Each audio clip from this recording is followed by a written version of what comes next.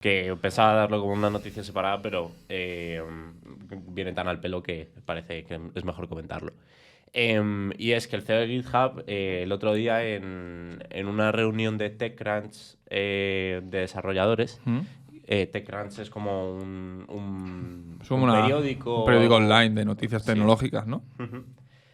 Pues bueno, hubo un evento presencial de desarrolladores y fue el CEO de GitHub y dijo un poco esto, que al final es verdad que la productividad de los desarrolladores iba a aumentar exponencialmente, pero es que eh, decía que no éramos conscientes de la demanda de software que hay actual. O sea que realmente eh, el problema es que a pesar de que parece que hay mucha demanda de software, hay muchísima demanda de software que No tiene... no se plantea siquiera que haya esa demanda por los precios que hay Exactamente. de Digamos que... desarrollar ese software.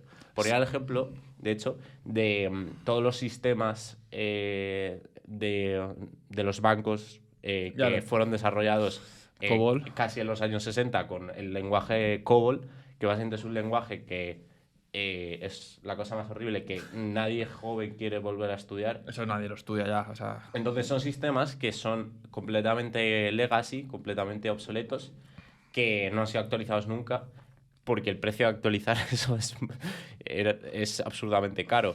Además de que, obviamente, pues tampoco les compensa demasiado. Y pues ponía ese tipo de ejemplo para mostrar la increíble demanda de software que hay, que no está en el mercado, porque es absurdo presentarla al mercado. Claro, digamos... O sea, aparte, claro, eso por ejemplo es uno en el tema legacy, que es la típica cosa que todas las empresas tienen, empresas grandes, tienen un montón de sistemas que llevan funcionando 20 años, 10 años y claro, Nadie sabe cómo. eso funciona bien y es como, ¿cómo vamos a...? O sea, primero, que vas a cambiar algo que no produce nada y una inversión de dinero... Es decir, si ya tengo esto que funciona, va a haber unos meses que estás dedicando dinero a algo para llegar a tener lo mismo. Eso obviamente luego no es lo mismo porque es una inversión de que luego puedes desarrollarlo más fácilmente, mejores en la velocidad de desarrollo, etcétera. Pero eso a un directivo no tecnológico es difícil de convencer. Eso por un lado, yo lo he leído también, del tema de que para aplicaciones legacy, pues decir a ChatGPT, oye, tradúceme esto, o que alguien que sabe... O sea, va a ser mucho más fácil, va a agilizar, Sí. es uno de los procesos de desarrollo que va a agilizar muchísimo. Pero aparte de eso, ya no solo te vayas a los legacy, o sea, por ejemplo, o sea, imagínate, claro, el rendimiento que tienes que sacarle a un proyecto de software para que te saliese rentable era de X. Ahora lo que va a permitir es que ese mismo proyecto, o sea, es como digamos, el tope a partir del cual es rentable producir software, va a ser mucho más bajo. A lo mejor ahora un proyecto, cosas que dicen, vale, me va a generar 8K al año, pero el mantenimiento y desarrollo me va a costar 10 de software. Entonces no lo voy a hacer, o sea, no. Ahora, si a lo mejor eso baja a 4, dices, coño, lo hago. Entonces, quizás nos vemos hasta que va a haber más cosas. O sea, hasta un punto de que puede que haya cosas baratas de hacer que no se estaban haciendo porque valía bastante dinero y era absurdo automatizarlo, que ahora merece la pena y nos vamos al caso de que hay hasta más demanda de la que había antes. Esto puede pasar. Entonces, obviamente, quizá llega el momento en el que nos quitan el trabajo absolutamente y que no tiene ningún tipo de sentido. Yo no lo veo en los próximos años. Pero, o sea, quizá vemos hasta una era dorada de que aún se gana más dinero y aún tal. Entonces, bueno, ya veremos. Ya veremos. Es un poco incierto saber qué va a pasar realmente con los trabajos y sobre todo con la provisión de desarrollo de software. Ya veremos. Sí, es un poco incierto, pero es verdad que es interesante. Porque, por ejemplo, Al menos mola, que cuando te están quitando el trabajo, mola programar porque lo haces como mucho más rápido. Pero... Ya, pero por ejemplo,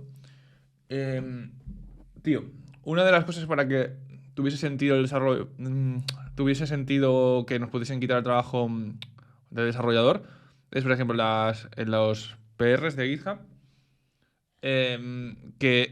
o sea, que ¿cómo podrían entrenar la IA esa? Tienes una descripción de lo que es la tarea y un output. Tío, generalmente no están tan bien descritas las cosas para que una IA lo entienda. O sea, ni un humano podría entenderlo solo con la descripción de que hay en GitHub. Tienes que tener como muchísimo contexto de haber hablado con uno, entender el producto, una conversación con tu jefe, una duda, tal. Sí. Es como... Ya no es que no sea suficientemente inteligente, digamos. Es que aunque haya una superinteligencia más lista que los humanos, no podría. Porque no le falta contexto. O sea, entonces, digamos, aún los humanos pueden ser muy ágiles. Ahora mismo ya una IA ya programa mejor que nosotros, probablemente. O sea, a nivel lo que es puramente hacer código. De darle unos inputs y unos outputs claros, es bastante probable que ya lo haga bastante mejor. A menos que sea un problema muy complejo, ¿vale? El código generalmente que se hace es relativamente sencillo. Lo que es el código, lo difícil es integrarlo, tener en cuenta todas las partes, que si una conexión a base de datos, que si el sistema no escala, los casos de uso, el factor tiempo de desarrollo, ¿sabes? O sea, es mucho más que solo hacer código. Pero lo que es hacer código ya lo hace mejor. O sea, y mucho más rápido. Sí, sí. Pero es que todo eso hay que coordinarlo. Entonces, quizá todos pasamos a ser un poco managers de IA. O sea, entonces, bueno. Yo antes tenía una visión un poco más alarmista con la IA. Ahora me he calmado un poco y creo que bueno, que ya se irá viendo. O sea, ya veremos. Por una limitación también de los métodos. O sea, es que también a ChatGPT, tío, se le ven muchas veces las cosquillas en el sentido de que ayer le estaba pidiendo para una web que estaba haciendo que me dejase el copy de no sé qué y ves que se sesga muy rápido. Si tú ya le estás pidiendo ejemplos, ya te intenta hacer todos los ejemplos de la misma forma, si ha tenido un antecedente. Luego, por ejemplo, si te das cuenta que no es listo, le digo, mejórame el copy, ¿vale?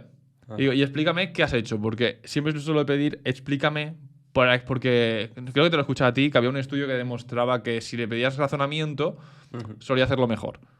Te voy a poner el ejemplo para que te des cuenta que no era tan listo. Cojo, le pongo una frase que yo había medio hecho, digo, mejórame el copywriting, la expresión, etc.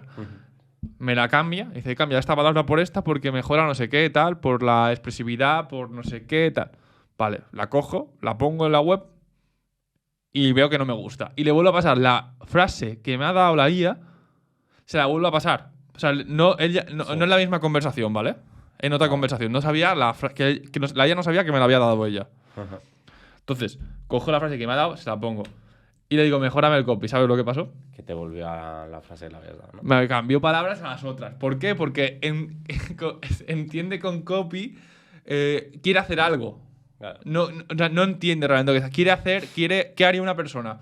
Pues si le dices, mejórame. O sea, como no razona, lo que hace es simplemente, vale, que sería lo esperado, que cambiase palabras. Y te las cambia. Entonces, ese tipo de cosas que parecen tonterías limitan casos de uso. Limitan casos de uso donde se requiere pensar mucho, tener muchas cosas en contexto, ser muy crítico. Entonces, por eso digo, la IA hay que saber lo que es. Sí. Ahora mismo. No tiene una forma de pensar ni de entender conceptos.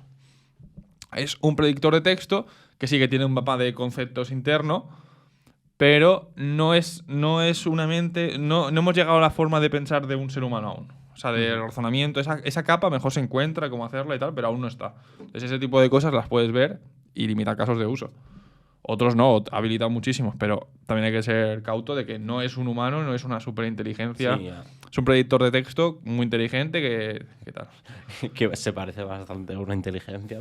Ya, no, pero... Es que, o sea, sí, es lo que siempre hablamos, que, o sea, lo que hemos hablado alguna vez más bien, que es increíble que o sea, a veces no nos damos cuenta de que no razona porque a veces es tan similar la predicción de texto al razonar.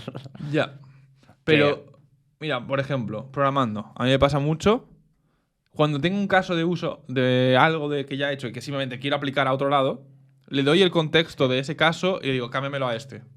Y al final es que eso no es programar. Eso es predecir. O sea, eso lo puede hacer alguien que no tenga ni idea de desarrollo. Vale, aquí en esta palabra la cambio por esta, porque eso diría, te voy haciendo todos los cambios. Importo esto, porque simplemente esa cosa la hace muy bien. Ahora, cuando hay un razonamiento complejo de verdad que no se ha dado en internet, o sea, yo creo que ahora mismo no cuentes con ello.